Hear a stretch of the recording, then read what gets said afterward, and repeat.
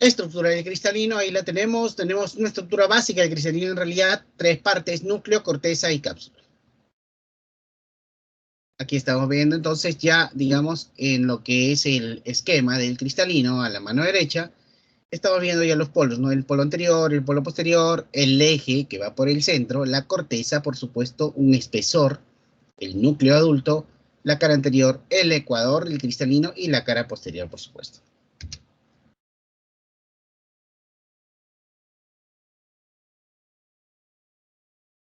Vamos ahora con consideraciones generales. El eje del cristalino está situado casi de manera vertical. El eje entonces se confunde casi con el eje anterior-posterior del ojo, ¿ya? Está siempre más o menos desviado, consistiendo en una rotación alrededor de su eje vertical. Una ligera rotación alrededor de los ejes horizontal y transversal, inclinándose hacia la parte superior del cristalino hacia adelante. Las dimensiones. El diámetro ecuatorial de 9 a 10 milímetros, el eje antero-posterior de 4.5 milímetros.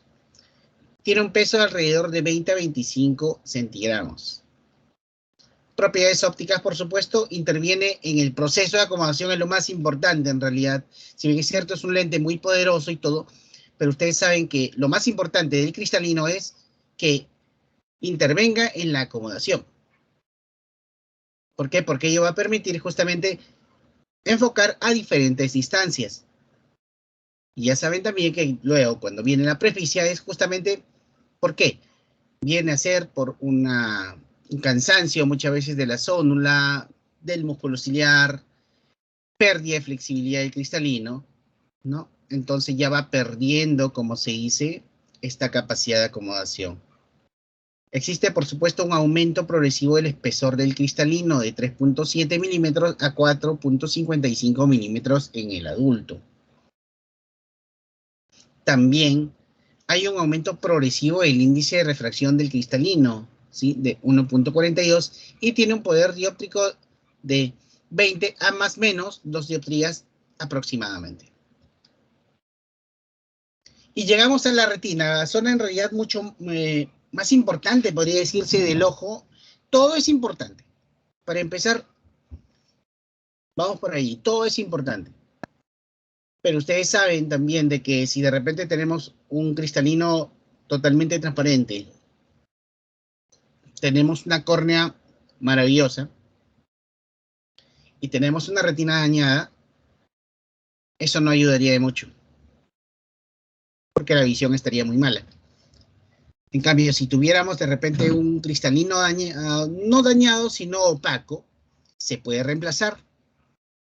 Si tuviéramos una córnea opaca totalmente, también se puede reemplazar, inclusive mediante trasplante. Siempre y la visión todavía sería buena, o al menos aceptable, siempre y cuando tengamos nuestra retina saludable. Entonces, la retina, ¿qué es? Es la capa más interna del ojo, es la encargada de recibir la luz y la transforma en señal nerviosa para que se formen las imágenes. Tiene un espesor de 0.5 a 0.1 milímetros y contiene células fotorreceptoras, conos y bastones. No son las únicas, por supuesto, tiene varias capas, pero digamos que son una de las más importantes, justamente las fotorreceptoras. Perdón. Aquí estamos viendo entonces justamente una imagen, aquí estamos viendo una imagen de cómo está, bueno, el globo ocular con sus diferentes medios refringentes, ¿no? Ahí tenemos a la córnea, tenemos el cristalino, al que también le dicen el lente, nada más a secas, ¿sí? Cámara anterior, cámara posterior, iris, cuerpo ciliar, ligamento suspensorio, la hora serrata, el humor vítreo, y por supuesto llegamos a la parte amarilla, que es la retina. La parte roja, una línea, en realidad una línea roja, pues es la coroides, por supuesto. La esclera es todo lo blanco. Y la fóvea, aquí está la fóvea, ¿sí? Que es la parte más importante de la retina. Luego tenemos el nervio óptico, que es por donde ya viaja justamente el impulso nervioso hasta el cerebro. A la mano derecha de sus pantallas ya tenemos lo que viene a ser pues las diferentes capas de la retina. Claro, está en inglés, pero no hay problema, ustedes lo entienden porque está sencillo, además ustedes también ya las conocen. Y ahora vamos a la mácula. Es una depresión pequeñísima, nada más de 2.5 a 3 milímetros de diámetro. Está justamente cerca al centro de la retina. También se le llama mancha amarilla y tiene un mayor número de conos. Y la fobia está en el centro de la mácula de 0.3 milímetros de diámetro, ¿sí? Posee la mayor concentración de conos y se encuentra libre de bastones. Nos provee justamente la mejor visión, si la visión más nítida, la mejor visión, los mayores detalles. Esa es la fobia. Entonces ahora pasamos justamente a hablar de el ojo como sistema óptico, ya que hemos visto sus diferentes medios. Un instante, por favor.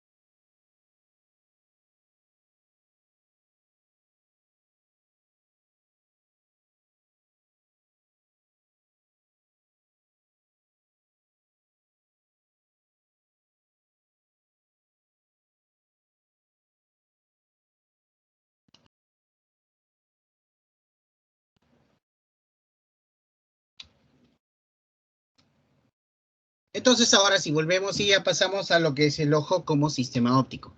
Justamente gracias a la estructura y organización, el ojo se comporta pues como un sistema óptico, ¿no? Forma, eso sí, imágenes reales e invertidas en la retina.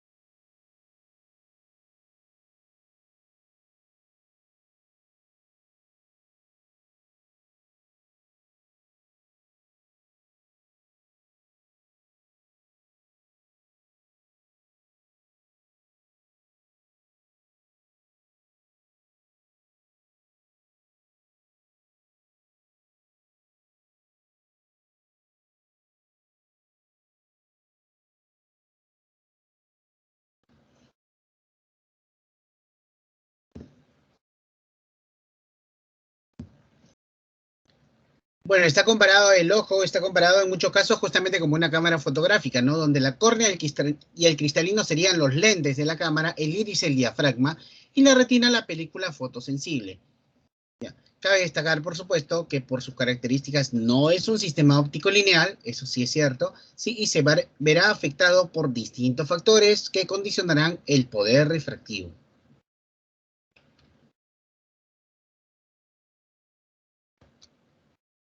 Entonces, ¿cuáles son los factores que condicionan justamente este poder refractivo?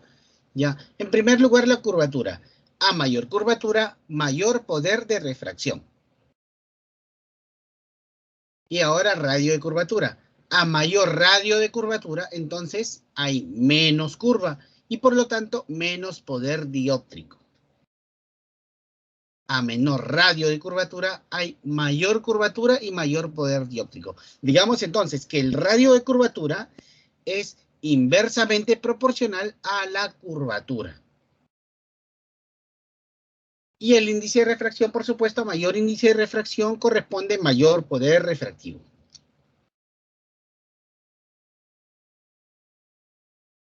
Ahora pasaremos a hablar de las aberraciones.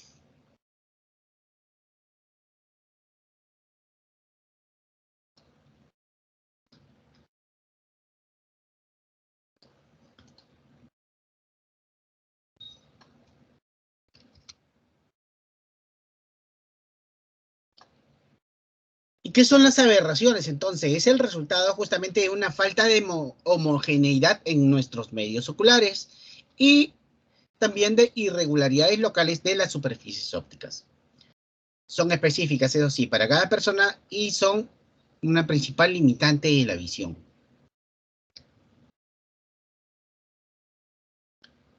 ¿Cuál es la causa de estos defectos que reducen la calidad de la imagen? La naturaleza de la luz, por supuesto, la difracción y la difusión de la luz. La forma y la constitución del ojo que da lugar a las aberraciones oculares. Pueden ser esféricas o cromáticas. Entonces, vamos con la clasificación, ¿sí? Las aberraciones, pues, ya estamos viendo, son las diferencias existentes entre las imágenes en el sistema óptico, que el sistema óptico forma realmente y las previstas por la óptica. Acá justamente podemos ver, acá vemos en la imagen de la mano izquierda, ¿sí?, cómo viajan los rayos y después de pasar nuestros medios refringentes principales, se encuentran más alineados, ¿ya? Y aquí en cambio vemos cómo entran de manera absolutamente lineal y siguen de esa forma hacia la retina. Entonces tenemos tipos de aberraciones, monocromáticas o geométricas. Tenemos entre ellas a la aberración esférica, el astigmatismo de ejes oblicuos, la aberración coma, la distorsión y la curvatura de campo. Entre las cromáticas tenemos la aberración cromática longitudinal y la aberración cromática de aumento. Pasamos a la aberración monocromática. Son aquellas que deforman y desenfocan la imagen y se denominan de primer, segundo, tercer, cuarto, quinto orden, etc. Estas son las aberraciones que se evalúan por medio de la aberrometría. Tenemos la aberración esférica. ¿Qué significa esto? Que las superficies esféricas de radio constante refractan los rayos de luz en la misma proporción solo si los rayos inciden cerca de nuestro eje óptico. Por lo tanto, los rayos luminosos, ¿sí?, que penetran en el ojo cerca de la pupila o del borde pupilar, mejor dicho, se refractan más que los rayos paraaxiales. Por lo cual, los rayos periféricos alcanzan el foco más rápidamente que los rayos centrales. Esta aberración esférica no resulta en realidad molesta para la visión, pasa casi inadvertida. A menos, por supuesto, que la pupila esté súper dilatada, ¿no? Imaginémonos una pupila absolutamente midriática y están llegando pues todos los rayos, están entrando los rayos, entran por todo sitio, se supone que van a llegar a la retina, ¿ya? Tienen que llegar a la retina, unos llegan antes, otros después, entonces se va haciendo, como se dice, una imagen. Si bien es cierto, supuestamente debería ser una imagen uniforme, de todas maneras habrían ciertas diferencias.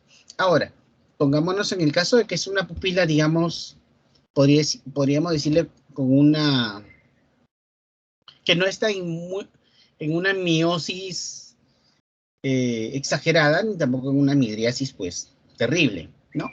Entonces, ¿qué pasaría, pues, con esta pupila?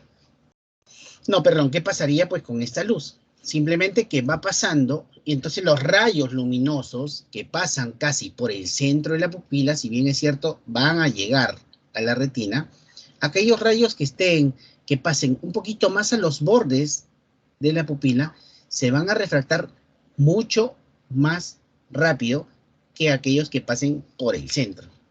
¿Por qué? Por distancia y por ángulo. Vamos a la aberración esférica. Hay factores reductores, las córneas periféricas aplanadas, un cristalino acomodado, las pupilas de pequeño diámetro y el efecto Stiles-Crawford o de selectividad direccional de los conos. Pasamos a la aberración cromática. Está originada por la dispersión de la luz blanca al atravesar nuestros medios oculares. Se refiere a la incapacidad del sistema óptico ocular de enfocar diferentes longitudes de onda simultáneamente. ¿Cómo así? Pues la luz blanca está formada pues por radiaciones de longitudes de onda distintas, ¿sí? Entonces, si las consideramos por separado, ellas son las que, digamos, forman parte de todo el espectro cromático, ¿ya? Ahí estamos viendo justamente en la imagen, ahí tenemos los diferentes rayos, ¿no? En los diferentes tipos de luz, ¿ya? Y cómo van a llegar, justamente cómo van a transformarse. Entonces, como los índices de refracción de los diferentes medios oculares cambian de acuerdo a la longitud de onda, si esta varía, también variarán sus puntos cardinales. De este ojo, bueno, teóricamente hablando, por supuesto, la potencia del ojo será diferente para cada longitud de onda. Es menor para las longitudes de onda largas y mayor para las longitudes de onda corta. Entonces, hablamos de las aberraciones cromáticas. Entre todas las radiaciones que intervienen en la formación de la imagen de la retina, la que produce su imagen a nivel exacto en la retina recibe el nombre de longitud de onda de enfoque. Para otras longitudes de onda se obtiene en la retina un círculo de difusión que dependerá de la posición de la retina con respecto al fascículo luminoso y de la longitud de onda de enfoque, siendo esta a su vez función del estado de la acomodación. En la acomodación, por supuesto, el ojo elige la longitud de onda de enfoque que mejor le sirva a sus intereses.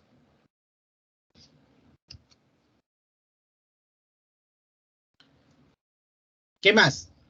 Justamente como el índice de refracción de los medios ópticos, ¿sí?, disminuye a medida que aumenta la longitud de onda, las ondas cortas del extremo azul del espectro visible son más refractadas que las longitudes de onda larga del extremo rojo.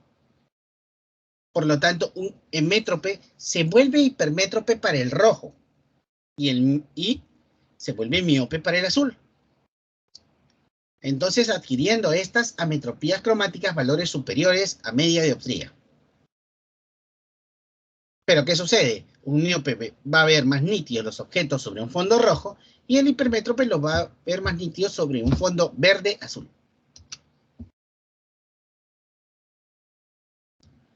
Por lo tanto, si bien es cierto la aberración cromática es muy elevada, no va a resultar molesta debido a lo siguiente.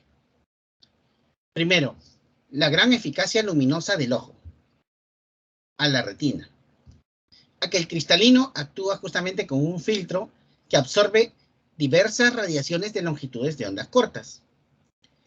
Y además a que al aumentar el tamaño pupilar, esta aberración cromática también aumenta, pero su influencia no es tan marcada como en el caso de las aberraciones esféricas.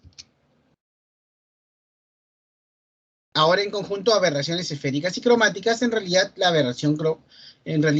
¿qué sucede? Las aberraciones esféricas y cromáticas intervienen simultáneamente, ya que nuestro ojo no trabaja en primer lugar ni con luz monocromática, ni cumpliendo justamente condiciones de aproximación paraxial.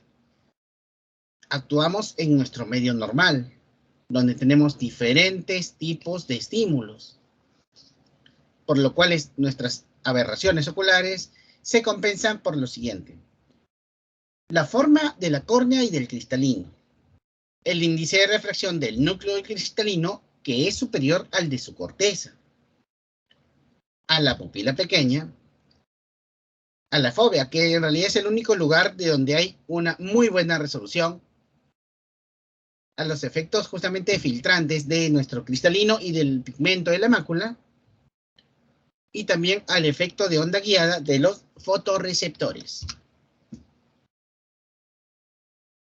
Ahora pasamos a lo que es aberraciones periféricas. Aquí tenemos astigmatismo oblicuo, coma y distorsión, hacen que estas imágenes formadas en la zona de la periferia de la retina sean menos nítidas que las de la zona central. Entonces se deben considerar más las aberraciones geométricas que intervienen en la zona central, ya que la visión es mucho más nítida para las imágenes en comparación a la zona periférica, donde la resolución ya es pobre. Por lo tanto, las aberraciones periféricas no tienen demasiada importancia. Aquí estamos viendo justamente, bueno, este es un esquema nada más, ya, de lo que es un examen de Pentacam, en el cual estamos viendo, pues, cómo va cambiando, justamente cómo van cambiando, como se dice, la llegada, no de los rayos, sino simplemente, podríamos decir, el poder que hay en cada uno y cómo influye. ¿Y cómo se compone el error refractivo? De la siguiente manera: el 83% en esfera cilindro y el 17% ya en otros. ¿Qué son otros? O sea, ¿a qué nos referimos con otras? Aberraciones croma, trefoil, también, que es otro tipo de aberración, pero si ustedes se dan cuenta es poco, en realidad es un 17% nada más. Aberraciones esféricas y aberraciones ya de alto orden. Gracias a que nuestra córnea es asférica con A, asférica, ¿ya? Esto sirve también para que se corrijan las aberraciones de nuestro sistema óptico. Absolutamente esférica, pues tendríamos muchas más aberraciones.